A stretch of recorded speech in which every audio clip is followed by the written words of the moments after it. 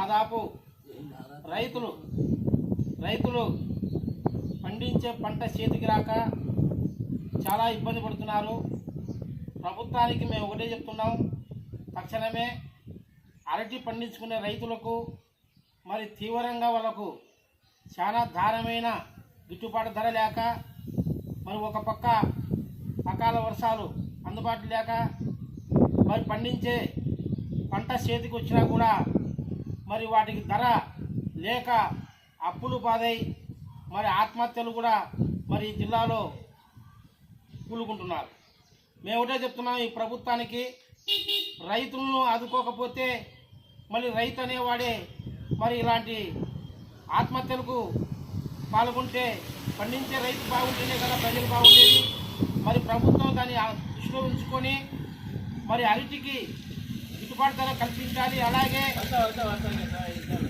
చామంతి, మరి టమాటా కావచ్చు, మొక్కజొన్న, మరి వరి అయితేనేమి తీవ్రంగా నష్టపోయిన రైతులను ప్రభుత్వమే ఆదుకోవాలి. తక్షణమే మేము భారత కమ్యూనిస్ట్ పార్టీ తరఫున ఈ ప్రభుత్వానికి నివేదిక చెప్తున్నాం. తక్షణమే రైతులను ఆదుకోవాలి.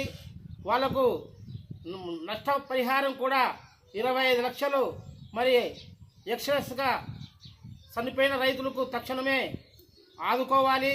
మరి నిన్నలా మొన్న పుట్టూరు మండలంలో ఒక తలారి ఒక రైతు మరి గిట్టుబాటు ధర లేక అప్పులు కట్టలేక మళ్ళీ ఆత్మహత్య చేసుకోవడం కూడా జరిగినది.